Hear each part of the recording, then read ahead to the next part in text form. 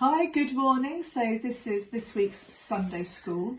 This is the first Sunday of Lent, and so it is also the first Sunday of the St John's Church Eco and Environmental Challenge.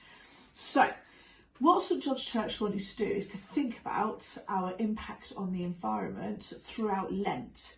Lent, we often give something up, or we're more thoughtful because we're reflecting on Jesus being sent into the desert. But this time, we really want to be thinking as part of that thoughtfulness of how we can help the environment a little bit more. And a really key part of that is to try and reduce climate change. So I thought I'd very quickly explain how climate change works. So we've got our globe, okay? And naturally around our globe, we have a covering of greenhouse gases.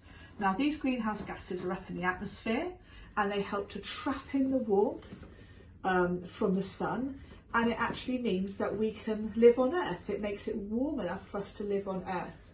But what we're doing as humans is we are making these greenhouse gases really, really thick, and we're putting a really thick covering of greenhouse gases all around the planet. And what that's doing is it's meaning that we are warming up too quickly. And it's this that St John wants us to think about during Lent, how we can try and take away or prevent some of these greenhouse gases from covering the earth. Now, one of the big contributors to greenhouse gases is carbon and carbon dioxide, and we're often talked about leaving a carbon footprint.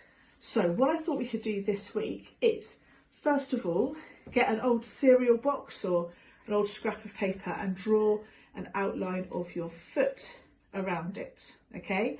Then get an adult to help you cut it out. Then what I want you to do on your foot is to draw different ways in which you think you could try and reduce your footprint, your carbon footprint, and try and reduce the amount of greenhouse gases which are going up into the atmosphere. So Evelyn and I have had a little think about this, and we've done our own carbon footprints and things which we're going to try and think about during Lent to try and reduce. Evelyn, what have you got on yours? I've got a plate of food, leftover wasted food, and it's bad for the environment because it's had time to grow, so that's just wasting energy.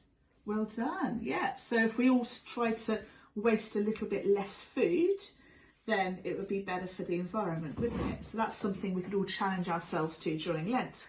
What else have you got on yours? I've got a sea full of fishes, and then so that's to stop people throwing rubbish into the seas. So I put seas. And of course, not many of us actually throw rubbish directly into the sea, but we can be thinking about how we get rid of our rubbish, whether or not we need to get rid of as much, whether we can reuse items, and then whether we can recycle them, can't we? So they don't just end up in landfill and then maybe end up in the sea. Some really good ideas. I've got some ideas here on my footprint, so on my carbon footprint, to try and reduce my impact. So one of them is to try and use the car less.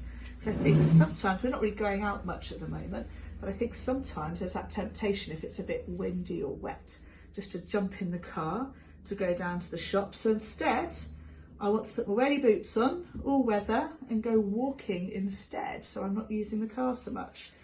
And another thing I think I should be doing, and I'm always talking about at home, is to try and switch the lights off a little bit more. So if we're not in a room, try to switch those lights off and make sure that we're not wasting energy in that way.